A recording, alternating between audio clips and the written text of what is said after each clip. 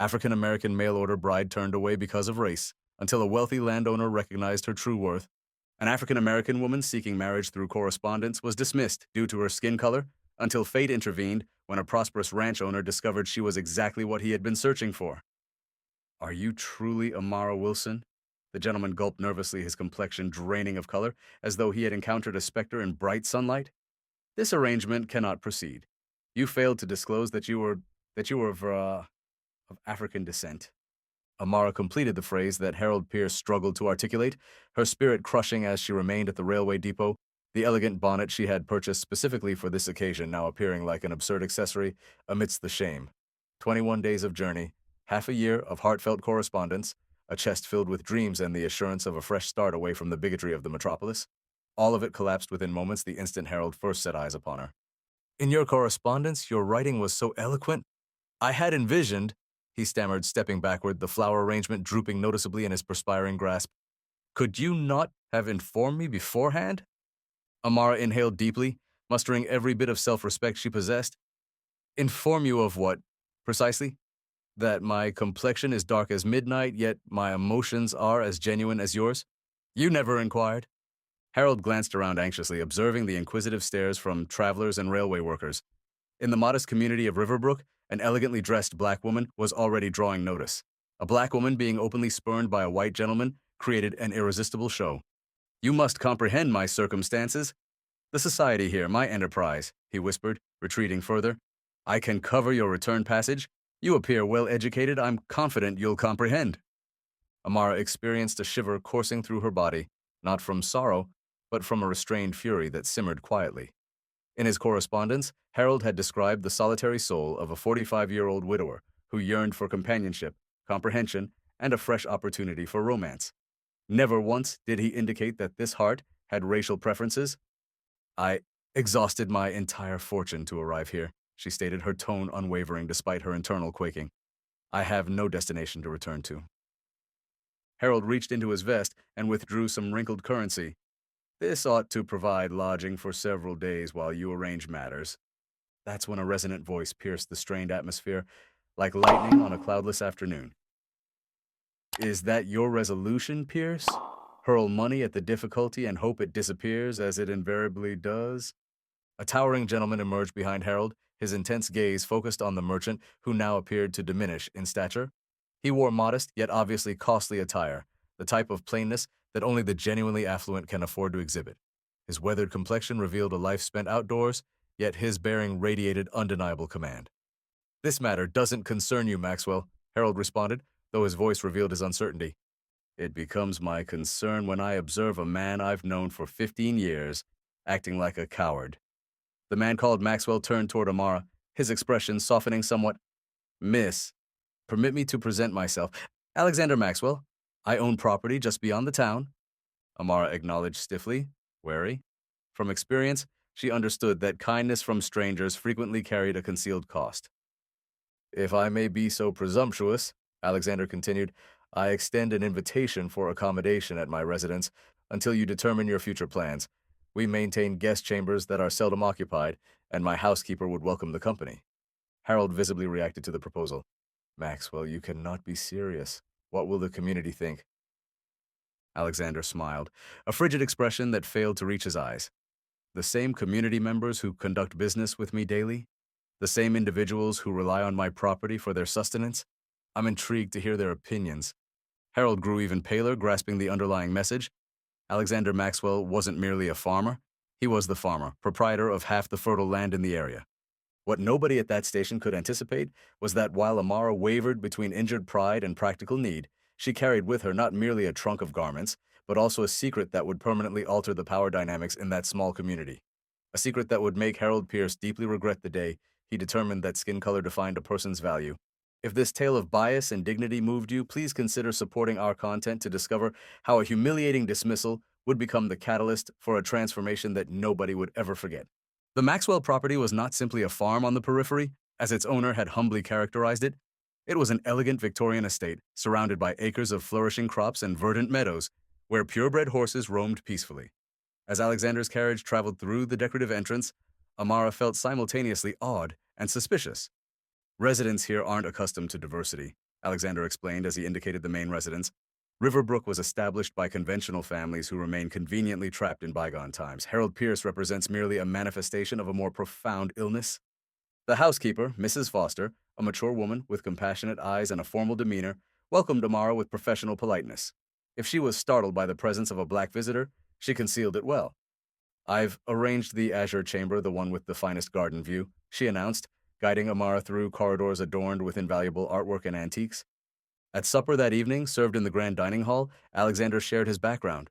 The offspring of a northern banker and an educator who had supported abolitionist movements, he had inherited not only wealth but also firm beliefs about equality. When he relocated to Riverbrook 15 years prior, he had been considered peculiar, too wealthy to be shunned, yet too unconventional to be fully embraced. "And what is your history, Miss Wilson?" he finally inquired, after describing the enterprises he managed. "Your letters must have captivated Harold for him to extend such a formal proposal." Amara paused, but something about Alexander's straightforward approach encouraged trust. "I am an educator. I was an instructor in Boston. I taught literature and history at an academy for young women of color.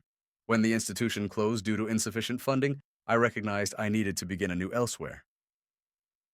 What Amara didn't reveal was the genuine reason behind her correspondence, the unforeseen inheritance from her grandfather, a man who had devoted his entire existence as a servant for a wealthy household, an inheritance that contained not only meticulously saved gold pieces, but also historical documents that could transform the destiny of certain properties in the Riverbrook area. Documents she had concealed in a hidden compartment of her trunk. In the following days, Alexander provided Amara something precious: space for contemplation. The estate's library was a repository of knowledge, and she immersed herself in volumes about regional history, geography, and local legislation. When questioned about her pursuits, she would simply smile and mention she was expanding her understanding. A week following her arrival, word of her presence had circulated throughout the small town. Visits to the Maxwell estate suddenly multiplied. Inquisitive neighbors, merchants' spouses, even the local minister, all suddenly recalling pressing matters to discuss with Alexander. "Observe that," Alexander muttered during afternoon refreshments, after a particularly transparent delegation had departed. "You've become the local curiosity without even venturing into town." Amara smiled bitterly. "I've always been a curiosity, Mr. Maxwell. The distinction is that now I hold a porcelain teacup while being observed." It was during one of these visits that Harold Pierce finally gathered the courage to appear. He arrived without announcement, hat in hand, his face displaying false concern. "Maxwell," he greeted nervously, "I simply came to verify if Miss Wilson is comfortable?" "Absolutely content," Alexander replied dryly. "Why don't you inquire directly?" Harold's face blanched as Amara entered the room, wearing one of the refined gowns Mrs. Foster had adjusted for her, no longer the weary, humiliated woman from the station, but a lady who moved with confidence and determination. "Mr. Pierce," she acknowledged him coldly, "what an unexpected visit." "Miss Wilson?" Harold fidgeted with his hat. That is, the community is worried." "About my welfare? How thoughtful of them." "About your circumstances." Harold glanced at Alexander. "It's improper for an unmarried woman to reside in the home of an unmarried man, particularly when she's black." "Particularly when she's black," Alexander concluded, his voice dangerously quiet. "Continue, Pierce. I'm interested to hear how you plan to complete that statement." Harold swallowed nervously. "The church committee is exploring options to assist a return to Boston. A fundraising effort is being planned." Amara smiled, the type of expression that didn't reach her eyes. "How charitable. But I'm afraid my intentions have altered. I plan to remain in Riverbrook permanently." Harold's eyes widened. "That's impossible. You know nobody here. You lack employment, no relatives." "I have employment," Amara responded calmly. "Mr. Maxwell has graciously offered me the role of librarian on his estate. Apparently, generations of Maxwells have collected books without ever properly cataloging them." Harold stared at Alexander with a combination of shock and barely restrained fury. "You cannot be serious." Alexander shrugged. "I've never been more serious. Miss Wilson is educated and capable. My library has never been in better care." What Harold didn't comprehend as he struggled through increasingly weak objections was the true importance of that position. The Maxwell Library didn't merely contain literary classics, it also housed property records, legal papers, and the complete history of the region, including details that many established families would prefer to keep hidden. When Harold finally departed, defeated and enraged, Alexander observed from the window as he hurried across the grounds. He'll attempt to make your life challenging, he noted. The minor humiliation you inflicted on his pride today will not be overlooked. Amara nodded, a fresh resolve gleaming in her eyes. Let him attempt it. While he's occupied spreading trivial gossip, I'll be investigating much deeper than he ever imagined. What Harold Pierce couldn't realize, what nobody in Riverbrook could suspect, was that the hours Amara devoted in the library had a very particular objective. Among yellowed papers and dusty records, she was starting to assemble a puzzle that would expose an uncomfortable truth. Riverbrook's established founding families, including the Pierces, had constructed their wealth on land that didn't legitimately belong to them. And while the local community was occupied with rumors about the woman of color residing at the Maxwell estate, Amara was quietly preparing for a revelation that would disturb the community to its foundation. 2 weeks later, the modest hall of Riverbrook's municipal building was packed. An urgent summons had assembled the founding families, local business owners, and farmers from throughout the area. At the center of the disturbance, Harold Pierce gestured frantically, his face flushed with outrage. It's scandalous. Maxwell is openly defying our customs by maintaining that woman on his property. Respectable families are troubled by rumors of improper conduct. As whispers of agreement spread through the room, the doors opened wide. Alexander Maxwell entered composed, followed by Amara Wilson, who walked with the grace of royalty. An uneasy silence descended over the room.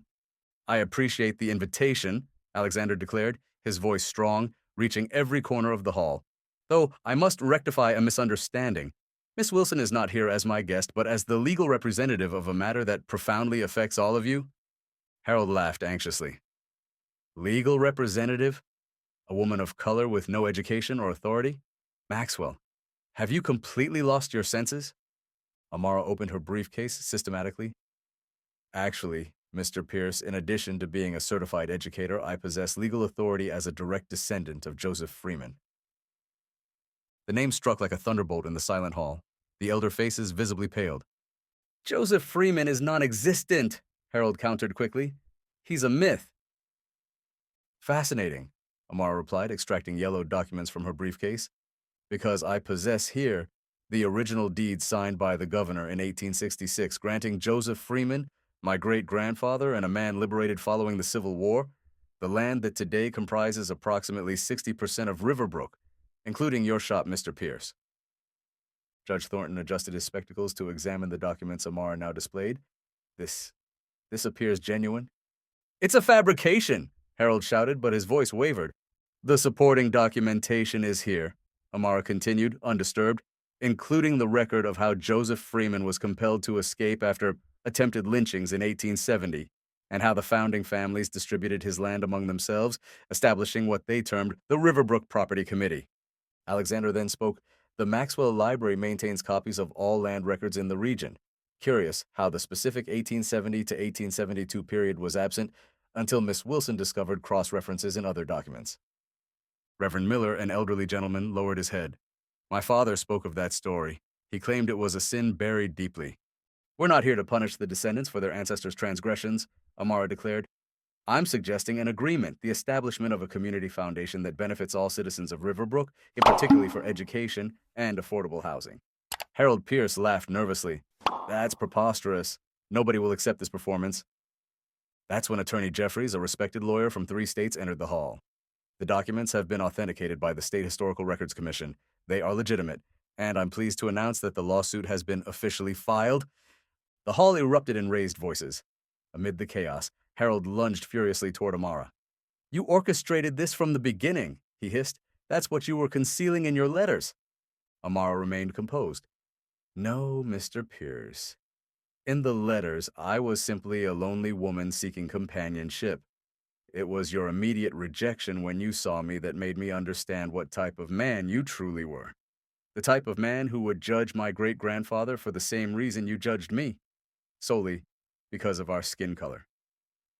You're going to destroy us, he muttered, pale. No, she replied softly. I'm going to correct a historical injustice in the most equitable way possible for everyone. The difference between us, Mr. Pierce, is that I've faced discrimination my entire life, yet I don't wish anyone to lose their home, not even you. As Harold Pierce collapsed into a chair, defeated, the city council withdrew to deliberate on Amara's proposal. Alexander approached her, admiration evident in his expression. You could have demanded everything, he said quietly. And made myself just like those who stole from my great-grandfather, she replied. Justice isn't revenge, Alexander. It's restoration. What nobody in that room could envision, as they watched the woman they had rejected and underestimated, was that the genuine transformation of Riverbrook was just beginning. The message that would resonate through the halls of power for generations would not be about a woman who came to destroy, but about one who, even when wounded, chose to rebuild with dignity and vision. And while Harold Pierce faced the ruin of his reputation, Amara Wilson and Alexander Maxwell exchanged a look that held promises far beyond land and documents, a look that spoke of a future where belonging would no longer be determined by color, but by character. 6 months after that historic meeting at City Hall, Riverbrook had been transformed. The Freeman Foundation, established with funds recovered from historical injustice, was already funding scholarships for disadvantaged youth and community improvement projects. At the center of this transformation was Amara, not as a vengeful figure, but as a visionary who saw beyond the pain. Harold Pierce's former store now housed Riverbrook's first public library. Ironically, a place where forgotten stories could finally be told. Harold himself had left town weeks after the revelation, selling his properties for a fraction of their value and departing without farewells. Rumors suggested he was working as a clerk in a neighboring town, his pride as diminished as his bank account. You could have destroyed him completely, Alexander remarked one autumn afternoon as they walked through the gardens of her estate, now partially converted into a cultural center. Most people would have demanded every last penny. Amara smiled, watching children playing on lawns that had once been the exclusive territory of the elite. Revenge would have given me satisfaction for a day. This, she gestured to the space around her, will give us satisfaction for generations. News of the Freeman heiress had spread beyond Riverbrook, attracting journalists and historians interested in documenting similar cases of historical land injustice. Amara received invitations to speak at universities, sharing not only her personal story, but the legal methodology she had used to reestablish the truth. During a celebratory dinner in the main hall of the Maxwell Mansion, now officially named Freeman Maxwell House following the discreet marriage of its owners, Judge Thornton raised his glass in an unexpected toast to the woman who taught us that justice is not just a legal concept, but a daily practice, he declared, his voice breaking with genuine emotion. When Amara arrived in our town, we thought we knew exactly who she was based solely on her appearance. What a humbling and necessary lesson we learned. At his side, Martha Webb, now principal of the new community school, nodded vigorously. And to think it all started with a cruel rejection at the train station. Alexander took Amara's hand in his. The best decision Harold Pierce ever made was to reject you, he murmured with a smile, although I doubt he would agree. In the old central square, where once only traditional families were celebrated, a new monument had been erected. Not a grand statue, but a simple bronze plaque telling the story of Joseph Freeman and how his unjustly taken land had finally returned to its purpose of serving the entire community. As night fell over Riverbrook, Amara watched the city lights from her new porch. She had arrived as a rejected stranger, a black woman deemed unfit to belong. Now she was not only accepted, but respected, not for bowing to others' expectations, but for standing firm in her principles. When Alexander joined her with 2 cups of tea, Amara reflected on the journey that had brought them there. You know what's ironic, she said. Harold rejected me because he couldn't imagine sharing his life with someone who didn't fit into his narrow worldview.